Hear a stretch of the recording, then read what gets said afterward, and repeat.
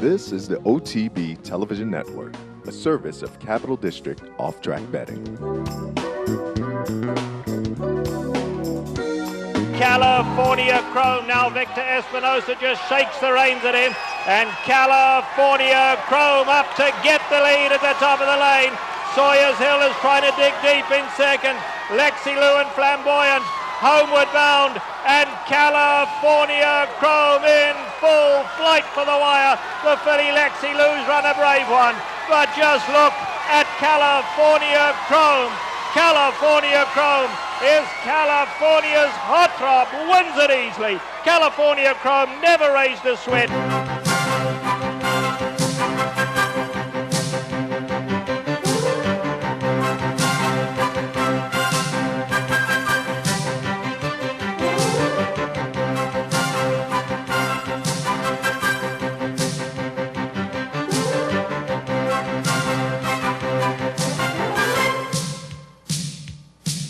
Good morning, everyone, and welcome to Down the Stretch. I'm Mark Casano.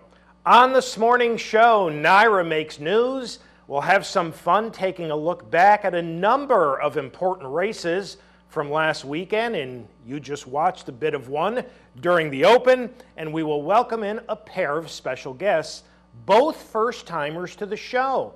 Mr. Tim Keefe, who will be sending out 8 Too Fast to Catch for his career finale in this afternoon's Jennings at Laurel. And local product, Abigail Adsit, whose Flamingo Lane will be starting in this afternoon's Tiara, one of the Claiming Crown events on opening day at Gulfstream Park. So all of that and much, much more if you stay with us for this, our December 6th edition of the program. Good morning once again on this somewhat dreary opening Saturday of December. I got to tell you a quick story. As I was driving out of my neighborhood this morning, and it was about 32 degrees and raining, and there were a number of people walking their dogs, and one gentleman in particular had his dog all bundled up in, a doggy jacket, whatever you might call that, and he was wearing shorts. So the eternal optimist, even on the first Saturday in December. Okay, busy show this morning, and part of that due to the fact that there was quite a bit of news this past week from the New York Racing Association, beginning with the announcement they will hold a Claiming Championship Series on March 21st next year at Aqueduct. Naira's Senior Vice President of Racing, Martin Panza, stated that it gives those horses who have run at Aqueduct during the winter months their chance to shine on a prominent day of racing. Now, the number of races and the purse levels will be announced at a later date. Look for a stipulation in the conditions of those races, unlike the races this afternoon at Gulfstream. But I think Naira's going to put a stipulation into those races for horses who have started over the inner track, probably at this meet. And Aqueduct made the news this past week when Naira announced that they would be closing the barn area there for 5 months next year. The Aqueduct backstretch was closed for 6 weeks this year, but in a further cost-cutting measure, it will be shut down for 5 months when there is no racing at the facility next year. And David Scorton, the chairman of the New York Racing Association Reorganization Board, will be stepping down, no surprise at this, will be stepping down at the end of this month. Scorton will be going to work for the Smithsonian Institute sometime next year. Now, speaking of 2015, Naira announced some of the key projects for Saratoga. 6 of the backstretch dormitories will be refurbished. They will have a design of a permanent at the rail building, additional upgrades to the restrooms, and something which has been in need for quite a while, an upgrade to the irrigation system on both turf courses. Now, there may very well be some additional price increases next year at Saratoga. Naira talking about group sales and parking fee increases. Naira's going to show a profit this year of about $1.5 million. And this will be the first time in approximately 13 years that they will show a profit. And Chris Kay has said on this program a number of times that he was looking to establish a sustainable business model for NYRA, and they have succeeded in that, as they're going to show a profit. Now, my question, and I posed this to you several weeks ago, let's remember, NYRA is still a not-for-profit. How much profit do you need to generate as a not-for-profit? In the old days, whatever profit was made at year's end would go back to the state of New York. That may very well be the case now. So do you still raise prices for your customers even though you are showing a profit and you're a not-for-profit? That's kind of interesting to me. Rick Violet has been reelected to a third term as the president of the New York Thoroughbred Horsemen's Association. Violet turned back a strong challenge from Terry Finley of West Point Stables in a close vote. Local owner Mike Shanley of Delmar was reelected to the NYTHA board as an owner-director. Fast Bullet, who captured the Grade 2 True North last year at Belmont, has died from complications from colic. Fast Bullet was only 6 years old. And Strapping Groom, who won Saratoga's Grade 1 Forgo in 2013, suffered a broken bone behind a knee and had to be retired. The 7-year-old, who also captured this year's Tom Fool, won 10 of 29 starts and about $931,000 lifetime. All right, let's get to the races. The showcase event on an outstanding day of racing last Saturday was the Grassy Hollywood Derby at Delmar, and it was the showcase event because of that horse, California Chrome, number 5. Coming off a close third in the Breeders' Cup Classic, California Chrome was making his turf debut while attempting to strengthen his position for both champion 3-year-old as well as Horse of the Year. And I think he succeeded on all counts. After breaking very sharply to the early lead, Victor Espinosa allowed Sawyers Hill and Rafael Bejarano, who were hell-bent to make the front, to set the pace. And the pace was quick, 46.95 to the half. But the rapid early pace did something which benefited California Chrome. It spread out the field, allowing him to race comfortably in the open rather than in and among rivals, something which he doesn't like on dirt. Now, Espinosa appeared to be locked and loaded on the Derby and Preakness Hero throughout. But this being his first ever start on grass, there was a question if California Chrome would respond in earnest when asked. Well, that question was quickly answered as Art Sherman's colt inhaled the tired leader, opened a comfortable lead, and basically coasted home.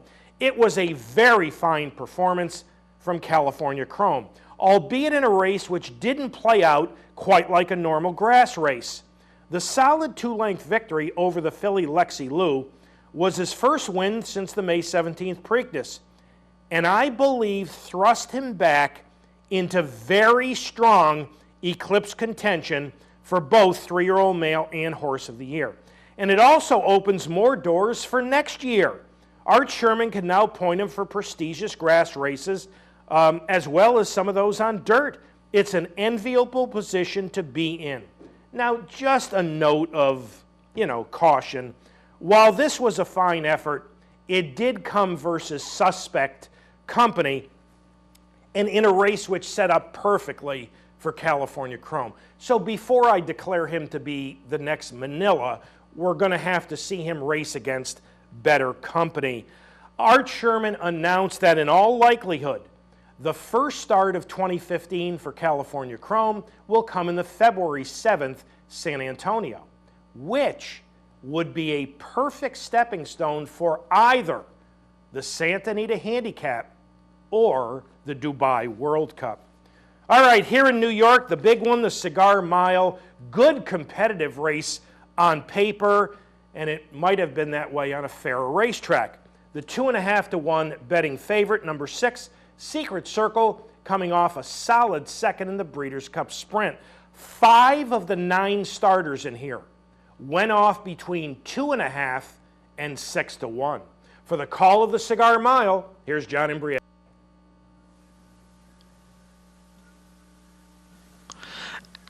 And they're off. Regally ready. And on the extreme outside, Bourbon Courage, Big Business is there. Private Zone from the rail, and now Secret Circle moves up. But it will be Private Zone to take the lead here as they cross over to the main track. It's Private Zone in front by a little more than a length. Secret Circle, Regally Ready. They run together second and third.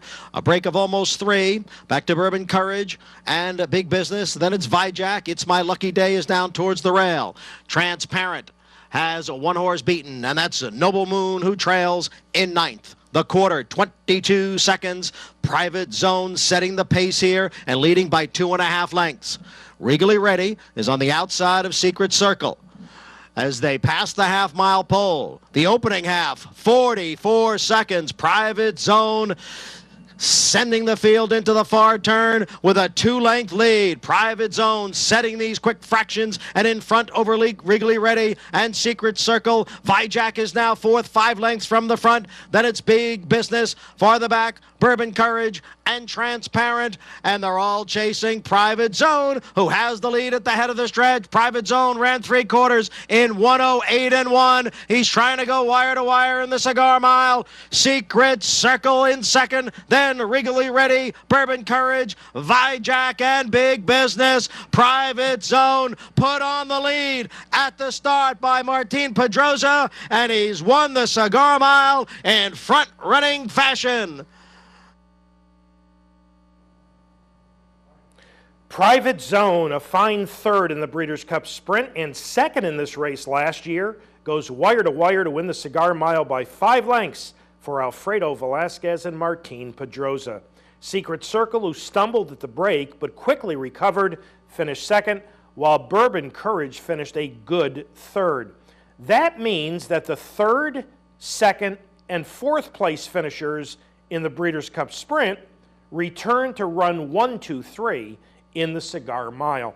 Just a personal observation, while many of last Saturday's winners at Aqueduct might have been best over a fairer type of track, that surface was about as biased as I've seen in quite some time. And in my opinion, that's pretty unfortunate for such an important day of racing at the Big A. And we are up to our first break. When we return, it's our 2-year-old segment. As we go to this break, the Comley, the $1.85 to the $1 favorite, the 3-ply entry of number 1 Penwith, number 1A Snowbell, and number 1X Divided Attention. Now, as you watch the Comley, I want you to pay attention to something. I want you to watch carefully what the 3/4 fraction was, because in the other 2 9-furlong races, the Remsen and the Demoiselle, both for 2-year-olds, they went 3/4 in one race in about 13. The other race went 12 and change. Take a look at what the opening 3/4 goes in the Comley. So we'll take a look at the Comley to the break. Back with our 2-year-old segment right after these messages.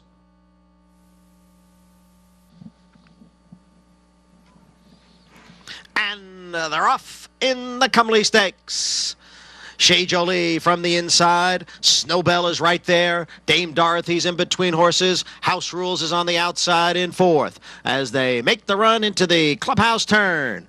And it's Snowbell, the leader here by 1.5 lengths over Dame Dorothy. Chez Jolie is now running in 3rd with House Rules in 4th. Divided Attention on the outside of Penwith. Then comes Catch My Drift, and Flip Cup is the trailer in 8th. As the field reaches the backstretch after an opening quarter mile in 25 seconds. Snowbell is the leader, tracked by Dame Dorothy in 2nd. Then it's a break of almost 2. Chez Jolie is down at the rail. House Rules in between horses, and Divided Attention is on the outside. Flip Cup has now advanced into 6th. Catch My Drift running in 7th, and Penwith is the trailer. They continue along after a half mile in 50 and 4/5 seconds. Snowbell continues to lead here, and Dame Dorothy continues to chase in 2nd. Chez Jolie down at the rail On the outside is Divided Attention. House Rules in between horses. Then at the back of the pack, Flip Cup, Catch My Drift, looking to move up here, but still 6 lengths from the lead. Penwith is down at the rail. 3/4 went in 1:16.1. Snowbell has been in front every step. Dame Dorothy has been second the entire way, and now the two of them are 1-2 at the top of the stretch. It's Snowbell, Dame Dorothy on the outside, and then Chez Jolie, Divided Attention, and Penwith. They're at the 8th pole. And Snowbell has kicked clear here. Snowbell in front, Chez Jolie, and on the outside, Dame Dorothy. It's going to be a front-running victory for Snowbell and Luis Saez. Chez Jolie was second, Dame Dorothy third, and Penwith finished fourth.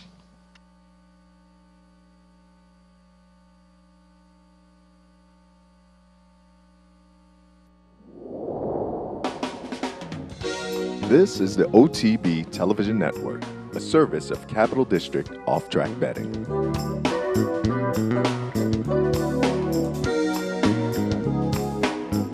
I got it. Watch me. I got it. Hey! I got something that makes me want to shout. I got something that tells me what it's all about. I got a move that tells me what to do. If you don't, brothers and sisters, then you won't know what it's all about.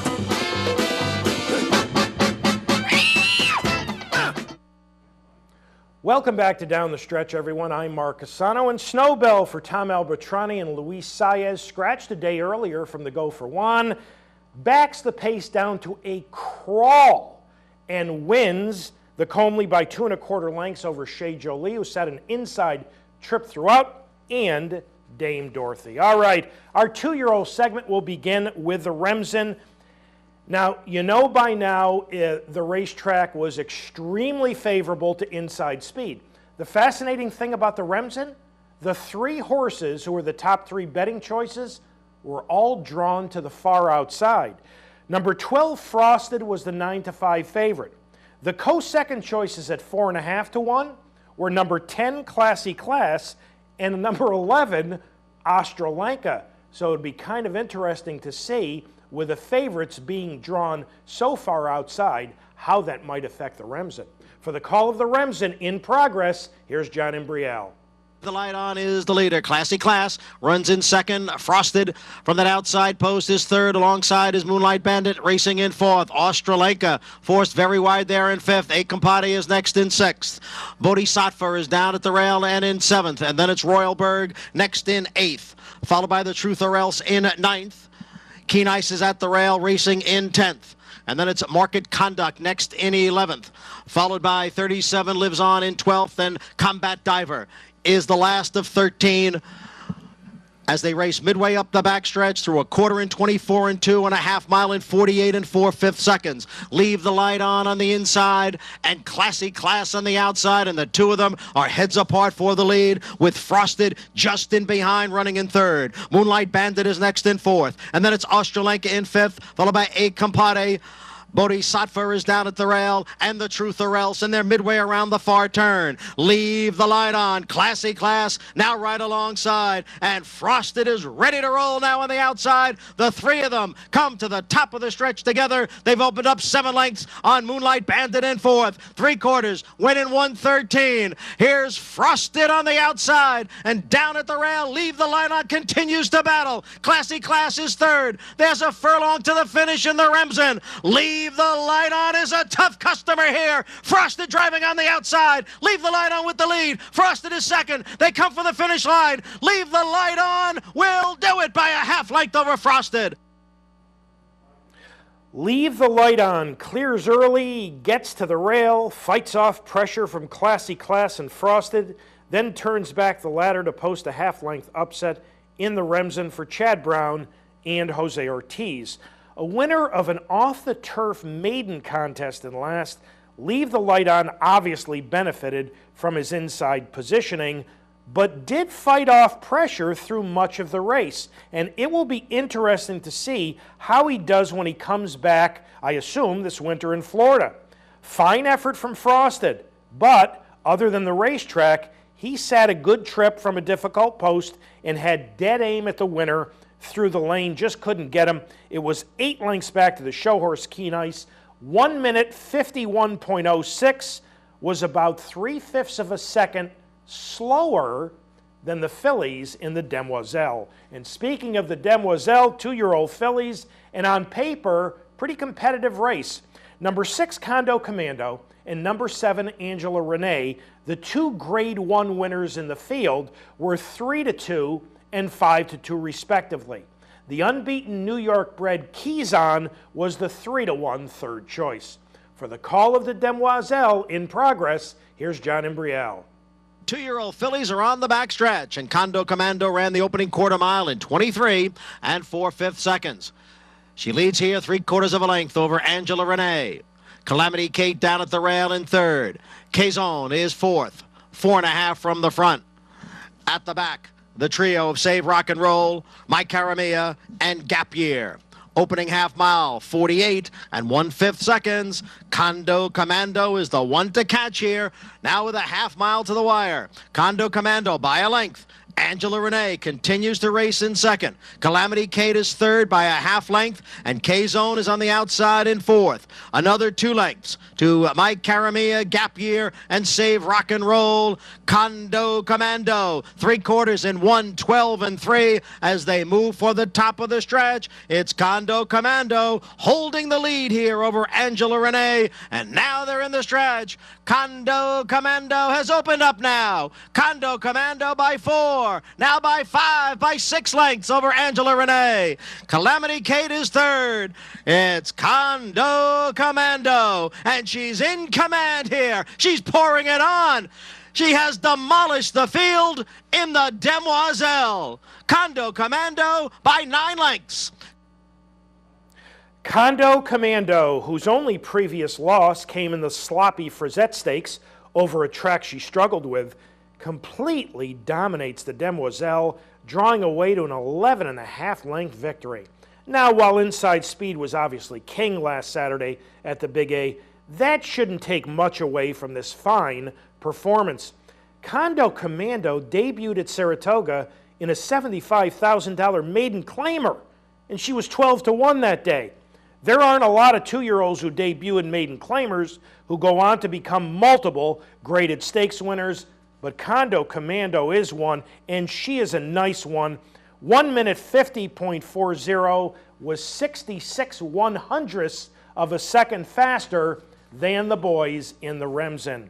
To Churchill Downs for the Goldenrod, 2-year-old fillies, 8-5 favorite, number 8 West Coast Belle, unbeaten in 2 prior starts. 3-1 second choice, number 5 Christina's Journey, wire-to-wire winner of the Pocahontas, 2 back. For the call of the Goldenrod in progress, here's Larry Colmus.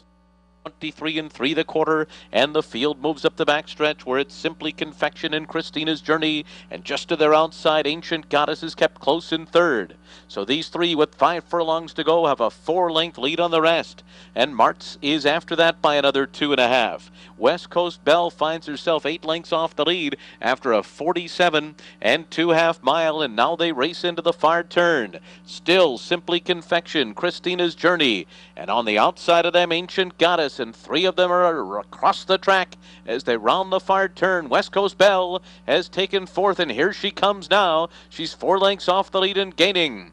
Also gaining ground is I'm a Chatterbox from well behind, as is Heart Song on the far outside. And they're coming to the top of the stretch. Simply Confection has given way. Ancient Goddess is the leader, but here they all come. West Coast Belle, I'm a Chatterbox. These two and No Fault of Mine on the far outside, and the 3 of them come into the final furlong. West Coast Belle in front. No Fault of Mine, it's down to these 2. West Coast Belle's got the lead. No Fault of Mine can't get to her, and West Coast Belle has won the Goldenrod.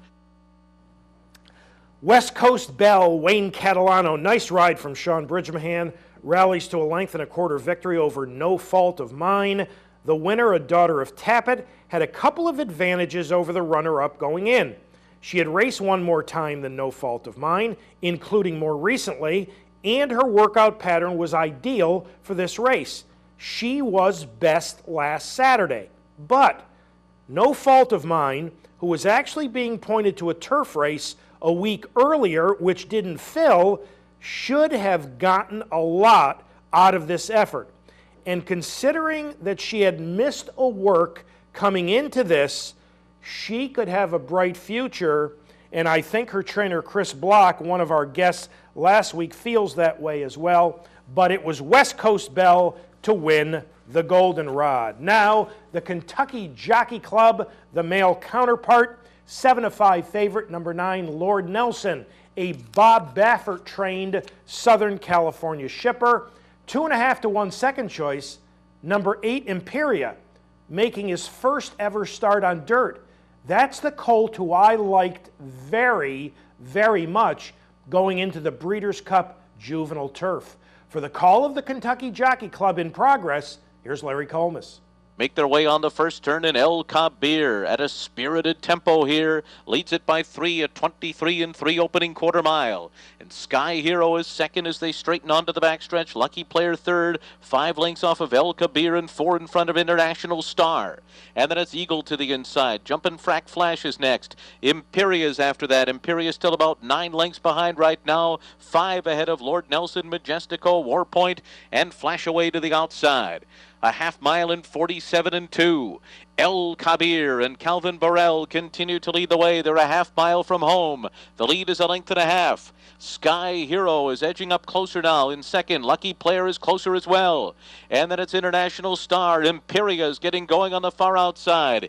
Eagle is waiting for running room near the rail. No place to go for Eagle right now. Lord Nelson still with his work cut out for him, but he's starting to move. He's within 6 lengths of the lead, and he's coming now. But El Kabir's in front as they move to the top of the stretch. Sky Hero, Imperia closing on the outside, then International Star.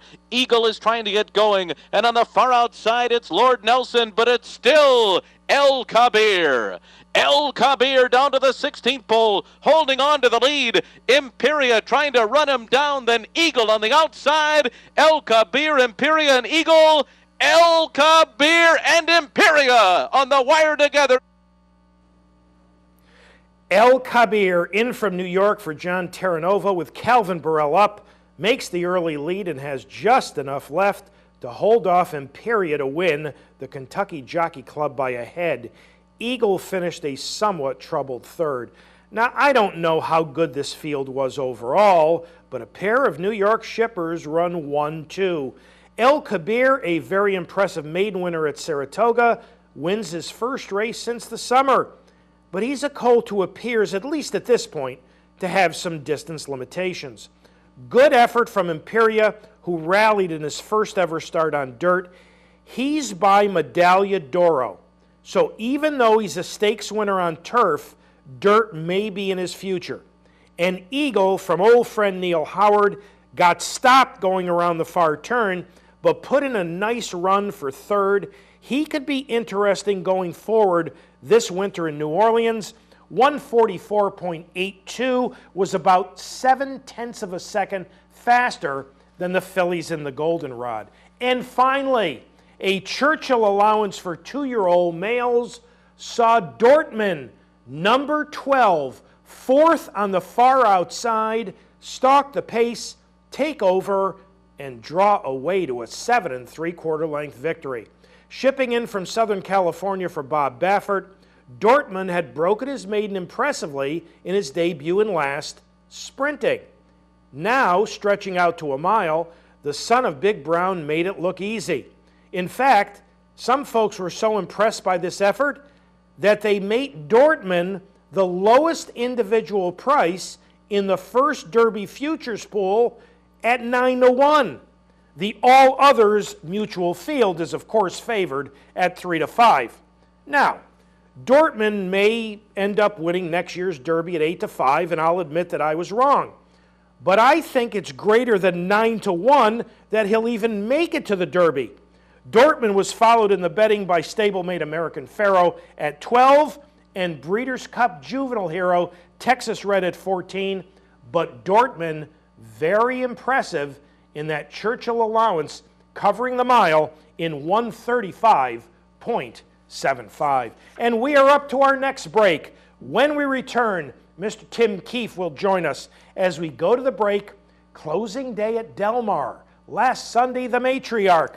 The 3-2 favorite, the New York Shipper Discreet Mark, number 5. So we will take a look at the Matriarch to the break. Back with Tim Keefe right after these messages.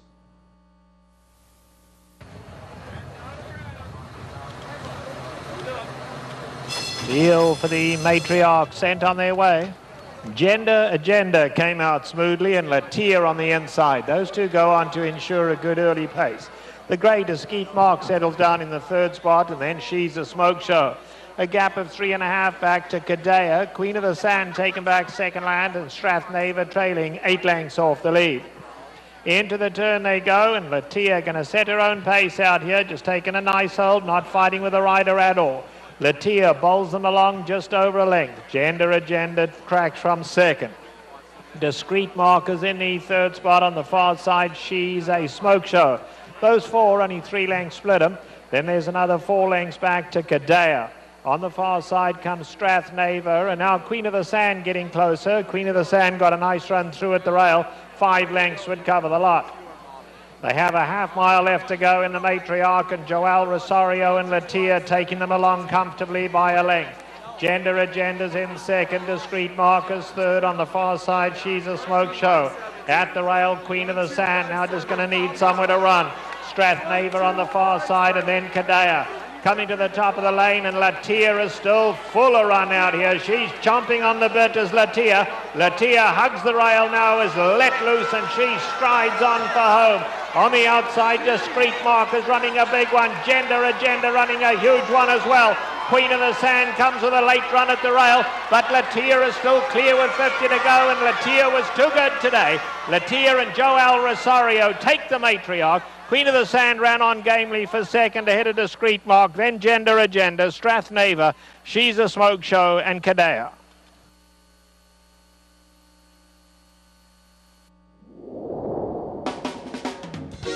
This is the OTB Television Network, a service of Capital District Off-Track Betting.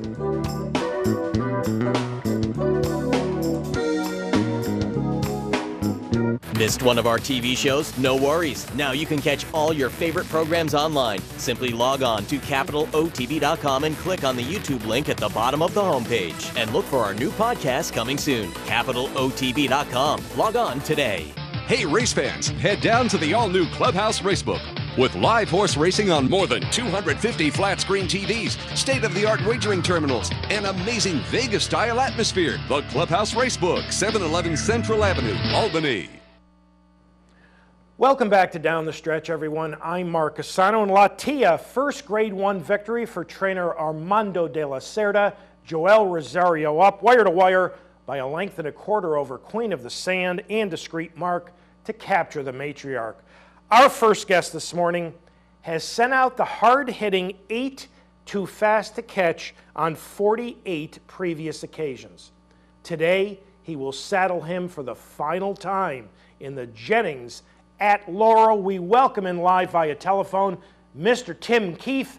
Tim, Mark Cassano welcoming you to Down the Stretch. Thank you, Mark. It's a pleasure being on your program. Nice to have you, Tim. Tell us, what are your emotions just a few hours in front of the last career start for 8-to-fast-to-catch? Well, the emotions are bittersweet. It's the, you know, we've had him. I've had him for the whole time, his whole career. Bought him as a yearling and watched him develop over the years into a pretty nice horse. Certainly the best horse I've ever had. He's on the brink of making $1 million. He's $2,000 shy of $1 million. I purchased him. First horse I had purchased for a great owner, longtime owner, Arnold and Sylvia Heft. Arnold passed away in March, so this is the last horse left in the Heft stable, so that's pretty emotional as well. Not just the fact that this is the horse's last start, but you know, it's not too often that we get to dictate a horse's career from start to finish, and I feel very fortunate not only to have had this horse in my care, but to have been able to do that from the very beginning. It's been a great ride. It certainly has, and he has a chance to win his 4th Jennings later this afternoon. That's quite a remarkable feat.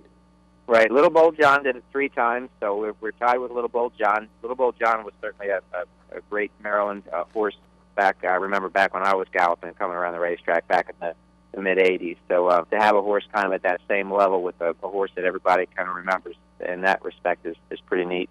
So, yeah, it will be neat if we're able to do it. I just hope we can put in a good performance today and come out of it, come out of the race well, and move him on to a second career. Tim, it took him 6 races to break his maiden. Then it took him another 6 races to win an entry-level allowance. At that point, did you think he would ever develop into what he has? Well, I mean, you always hope that you would, and Arnie we always had the goal that we would take our time with the horses. If we thought that there was some hidden talent there somewhere, we'd do everything we could to try to develop the horse, any horse that I had for Arnie, and we all had faith in him. He was very backwards as a young horse. His brain really wasn't all there. He was immature physically as well. I stopped on him at one point and took a few little chips, small flakes out of his knee. And since then he's really come around. He's got his head on straight. I think the real turning key was the one optional. He'd won the maiden race. He won the A other than. He went up to Aqueduct and won on the grass up there. That was a nice race. Edgar Prado rode him up there. I think the big key was at one point we put him in a 3 other than optional claim race. He just demolished the field that day, and ever since then it seemed like he had gotten his act together and kind of put all the pieces together. And being patient certainly had benefited this horse. If we'd pushed him early and tried to get what we could out of him, I don't think he'd be where he is today. Well, Tim, we are about to take a look at a piece of his victory in the 2011 Maryland Millions Classic. For our audience, as we pick it up, he is number 5, stalking in second. This was a big day for you and his owner, the late Arnold Heft. Talk about what this meant to you guys. With Maryland Millions, arguably the best day in my mind in racing. Certainly we have the Preakness here, and of course that's a national day. But the Maryland Million, where the Maryland breds, the Maryland trainers, owners, breeders, we all get together and kind of showcase what we have here. So it's a big day for all of us here at Maryland Million Day. And then to be able to win the big race on Maryland Million Day was just, it was almost a dream. For Arnold as well, one of the biggest quotes, one of the most memorable moments I have with Arnold, or really any of the owners, is Arnold was being interviewed after this race. And, he was a big sports figure. He co-owned the Baltimore Bullets and the hockey team, the Washington Capitals. So he's been in sports his whole life, and his comment was, "I've been chasing a championship my entire life, and we finally got one today with Eight-Too-Fast-to-Catch." So that was pretty remarkable to me. Eight-Too-Fast-to-Catch, I believe, has won 11 stakes races in his career. 10 of them have come at Laurel. Is it fair to say there's something to that? Well, I think so. I mean, certainly he loves the track here. He's run decent when we've shipped him. He was second in a race up at Delaware, and one of his best races, one of his better races, I think. Still early when he was getting pretty good was when we ran 4th just behind Wise Dan in the Fayette down in Keeneland. That was a really good effort. And it was a great effort, a good race. But certainly he loves to just walk out of the stall. He loves to come over. He loves the crowd. He likes the 1-turn mile. He likes the 2-turn mile and an 8th tier. So he definitely obviously likes Laurel Racetrack. Tim is an 8-year-old this year. Eight-Too-Fast-to-Catch has only run twice, and he was away for 9 months. Why was that? Well, we'd stopped him last year after he had won the Broad Brush, and we decided we'd give him a little bit of time off. It took me a little while to get him back. Just as I was getting him back, Pimlico, there wasn't a whole lot for him at Pimlico. I didn't want to spend the entire summer running him from here and there and all over the place. Again, he seems to run better at Laurel. So we've always focused every year on the Maryland Million and kind of worked back from that. So it just made sense, especially with Mr. Heft's passing, that we would focus on Maryland Million, try to get a couple races here in the fall at Laurel. There was no reason no physical reason why he had this big break. It was just more of a strategic plan to try to get the Maryland Million and perhaps the Jennings under his belt again in 2014 and then retire on a high note. Now, his comeback race this year on grass was poor. Now, grass is not his proper surface, but he ran last. Were you concerned about that? I was, and he once in a while he's throwing a race like this. I can't explain it. In 2012 or 2013, I think it was, in the Maryland Million, when he training great. He was coming into the race very well. No, it wasn't. It was 2012 when he did that. The Maryland Million 2012. He finished 5th in that race, and he'd been training well. Everything had been going fine. He's walling on the grass. I know it's not his preferred surface, but I expected a better effort out of him. And it did concern me a little bit. Maybe the horse had lost a step. Maybe the horse really wasn't into it. Again, he's been a little quirky in his mind in the past, and I was just hoping that hadn't, kind of caught up with him. And so certainly the Maryland Million Classic performance he put in this year for us put my mind to rest that it's the old Eighttofasttocatch back, and things were going well. And, with the Jennings, a race he's won 3 times, he likes the 1/3 mile. He's got a lot of speed, and he can withstand that speed as well, which I think is what really where he really shines. You're kind of damned if you do, damned if you don't, and going with him. If you let Eighttofasttocatch go, then he's going to have plenty left at the end. But if you decide you want to try to go with him early, he's going to run you into the ground. It may not be he may not finish as strong, but he's going to definitely run you into the ground early because he's just got that tactical early speed that a lot of horses don't have, and then can continue and finish with it. Well, Tim, he did look like his old self in last in winning the Maryland Millions Classic for the 3rd time for our audience. He is number 3 in here, and when you saw this performance, I'm guessing you breathed a huge sigh of relief.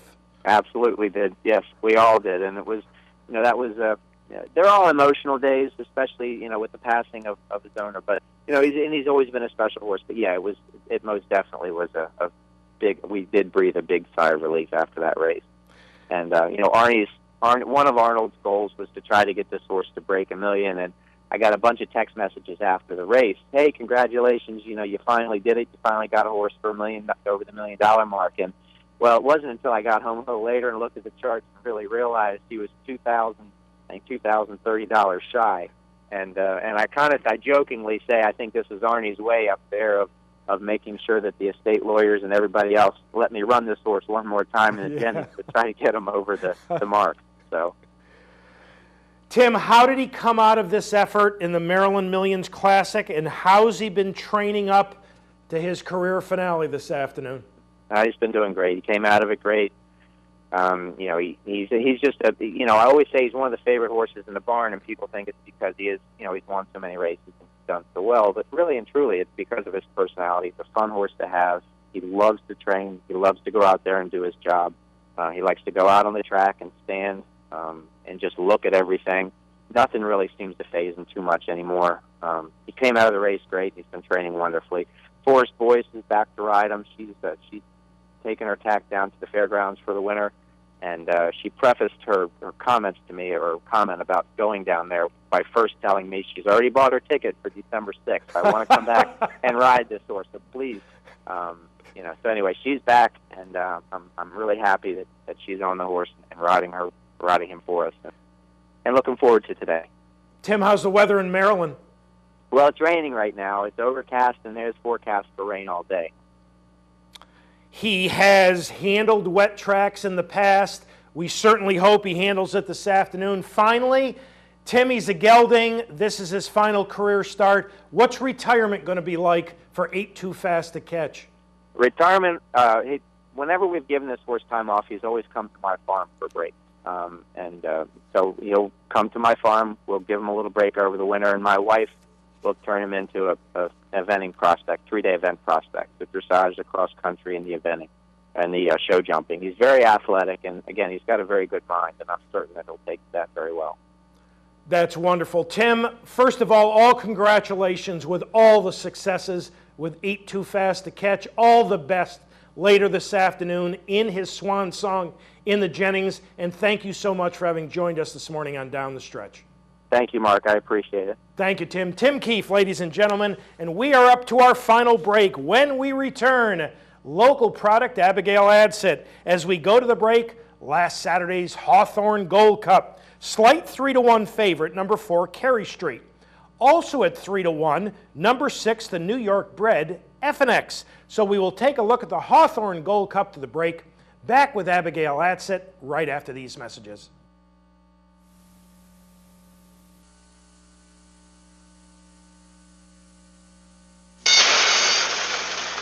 They're off. Towards the inside, Red Rifle going out for the lead. Hatash to his inside. Moving up on the outside comes Ever Rider. Then moving up on the far outside, here comes Midnight Aria. They go into the finish wire for the first time. A little more than a mile to go in the Hawthorne Gold Cup. And on the outside, Red Rifle on a short lead. Hatash towards the inside, second. And there goes Abraham splitting horses, third. Ever Rider, 3 wide, fourth. Midnight Aria now 4 wide, fifth as they go into the turn. Call Me George in between horses towards the inside. FNX is next. 2 more back to Street Spice. Alongside that one is 4 Dubai. 6 more back to Mr. Mardi Gras. And another 6 back to the trailer, and that's Carey Street. And Carey Street about 17 lengths behind the leader as they begin their run on the back stretch. Less than 6 furlongs to go. Now Red Rifle leads them up the back stretch and neck in front. Abraham now moves up on the outside, second. Ever Rider is third. Hatash shuffled back to fourth. And then in between horses, Call Me George. FNX, no place to go down along the rail next. Midnight Aria racing 3 wide, only 5.5 behind the leader. 2 more back to Street Spice. 4 more back to 4 Dubai. Mr. Mardi Gras now finding a good stride and is swinging to the outside. And a long gap to Carey Street at the end. They move around the far turn, 3 furlongs to go. Red Rifle the leader by 2. In between horses, Abraham second, Ever Rider. Moving up 3 wide, third. Then towards the inside, Hatash is fourth. Call Me George on the far outside, fifth. They come off the turn and straighten away for the final 3/16. It's Red Rifle the leader by 2. On the outside, Ever Rider trying to come on. Call Me George out in the center of the track. Here's Mr. Mardi Gras in between horses. On the outside, Mr. Mardi Gras in between horses, FNX. Your leader is Red Rifle. Mr. Mardi Gras and Call Me George. But it's going to be Red Rifle to win the Hawthorne Gold Cup. Red Rifle won by 3. Mr. Mardi Gras second. Call Me George third. And FNX was fourth. The 2014 Hawthorne Gold Cup.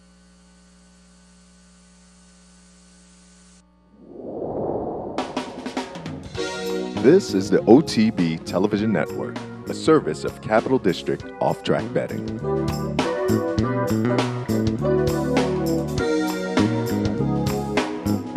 Funding your Capital OTB bet account is as easy as 1, 2, 3. 1. Easy Money. Clearly the fastest and easiest method of depositing funds into your account. Make deposits or withdrawals in just minutes. 2. Green Dot Money Pack. Gives you instant access to your funds. Green Dot Money Packs are available at thousands of retailers nationwide. And 3. MasterCard Visa. Simply click on the link from the funding page, enter your account information, and fund your account. CapitalOTBBet.com. Log on today. Welcome back to Down the Stretch, everyone. I'm Mark Cassano. My thanks to Tim Keefe once again for having joined us. And Red Rifle for Todd Pletcher, Florent Giroux, by a comfortable 2 1/4 lengths to win the Hawthorne Gold Cup. Our final guest is a local product who I have been looking forward to having on the program. Later today, she will saddle the very consistent Turf Valley Flamingo Lane in the Tiara, one of the Claiming Crown events at sunny and warm Gulfstream Park. We welcome in live via telephone Abigail Adsit. Abigail, Mark Cassano welcoming you to Down the Stretch. Thank you so much, Mark. It's very, very nice to have you. Abigail, raised right here in Saratoga Springs, graduated Union College. Tell our audience about your upbringing. Well, my father trained racehorses. My mom and dad were always very involved in horses, and it was just my life. It was, been brought up around them and always wanted to work with the horses and be with the horses, and that's pretty much exactly what I did. I went to the Union. I traveled around a lot with my father as he was training. But then I, took root at Union College, and then I went right back to the racetrack. You mentioned your dad, Eric, a harness trainer at the raceway, and I understand he's now your assistant. How's that working out? fabulous. It's absolutely wonderful. I grew up being his right-hand man, and now he's mine. Someone to be able to trust implicitly and to basically, read your mind. You can't ask for something better than that, not to mention he's the best friend. I believe that I read that at the age of 8 years old, you became the youngest licensed groom in New York State. Is that accurate? Yeah, that's correct. I was 8 years old going on about 30, and I walked into a barn and I said, "Hi, my name's Abigail Adsit. I'm looking for a job." And that's when there was polo that was on the Saratoga harness grounds. And lo and behold, they, took me under their wing, and licensing officials had to do something with me because I had I was working. And so, yeah, they made an exception for me. You were an assistant trainer to Linda Rice for 3 or 4 years. Abigail, what were some of the most important things you learned from Linda and her operation? Linda's, my experience with Linda was such a versatile experience. She had so many horses, different types of horses, grass horses, dirt horses. She had all types and varieties of people that were owners in the barn. So the managerial side and aspect of horse racing, she really opened my eyes to. Abigail, when did you decide to go out on your own, and was that decision a difficult one? Was that a nerve-wracking time? Oh, it was extremely difficult. I loved Linda. I always knew in my heart, and she knew as well, that I wanted to train horses. It's been a lifelong dream and goal. But it was extremely nerve-wracking because, you're taking that first step away, and you're not getting a paycheck every week, and all of a sudden you're the one paying all the bills.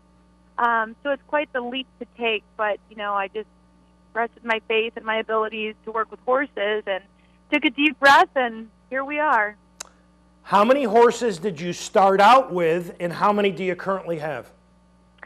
I actually started out with money to claim horses. I actually had no horse flesh in my barn. Oh. So I started acquiring horses right off the bat, started claiming horses.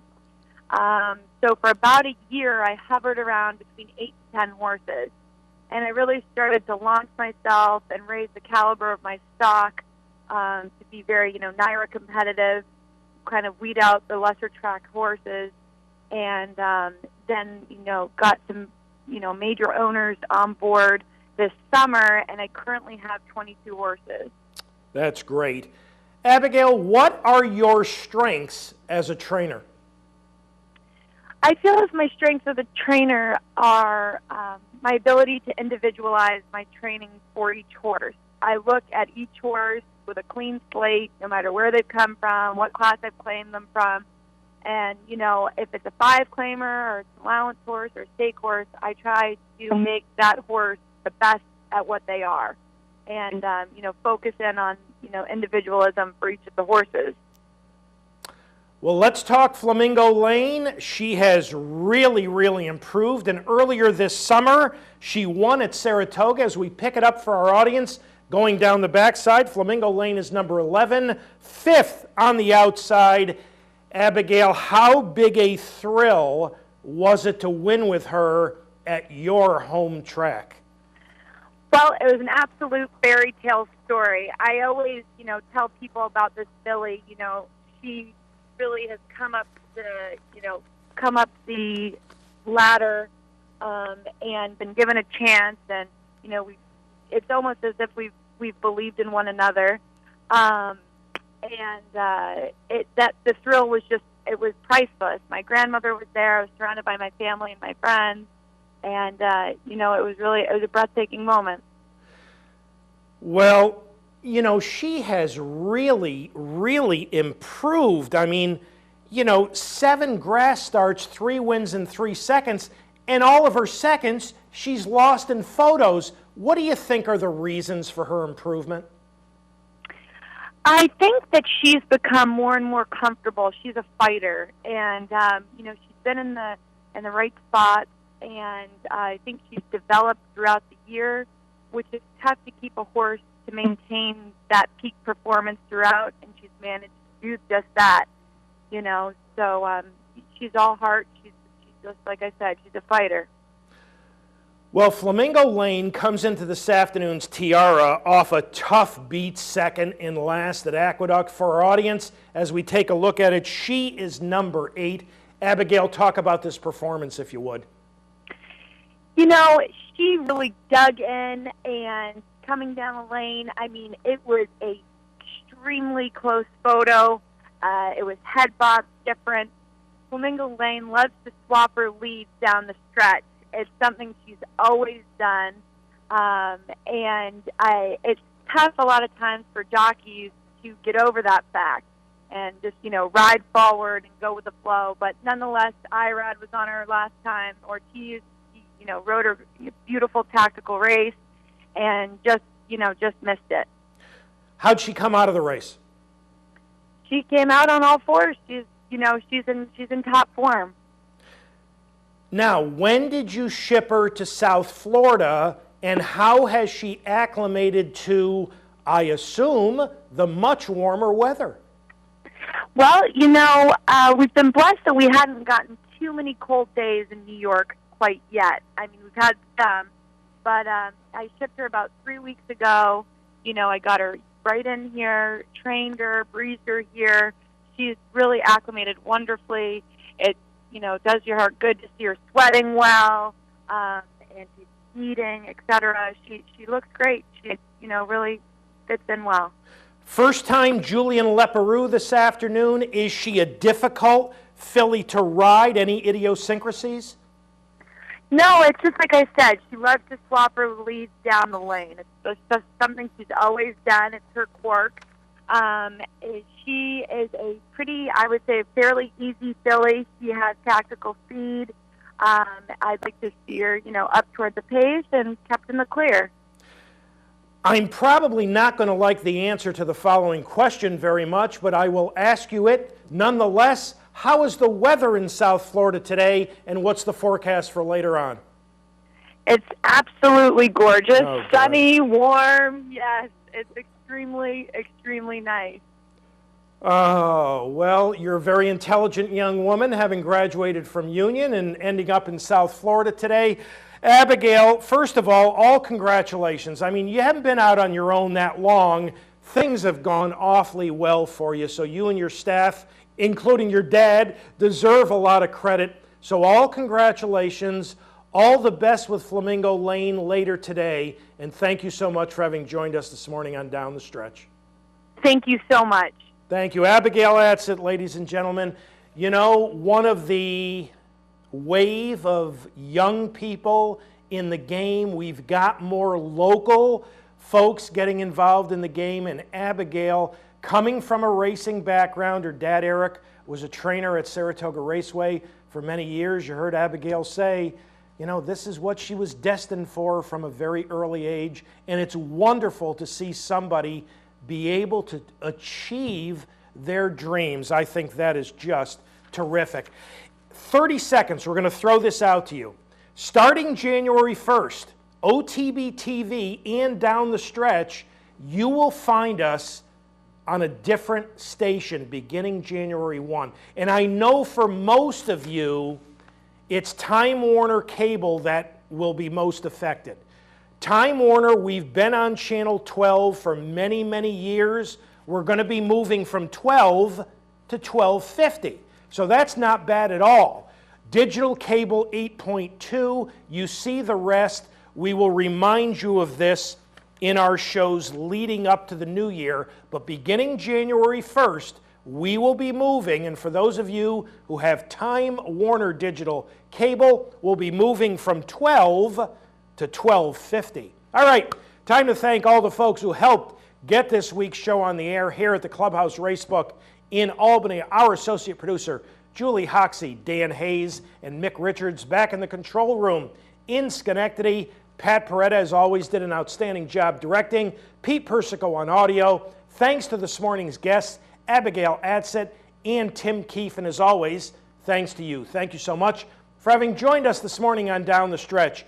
Enjoy all the racing action this weekend from coast to coast here at Capitol, the Claiming Crown at Gulfstream Park, the Jennings later on at Laurel. Have a wonderful weekend and a terrific upcoming week. And from all of us here at Down the Stretch, we'll see you next week.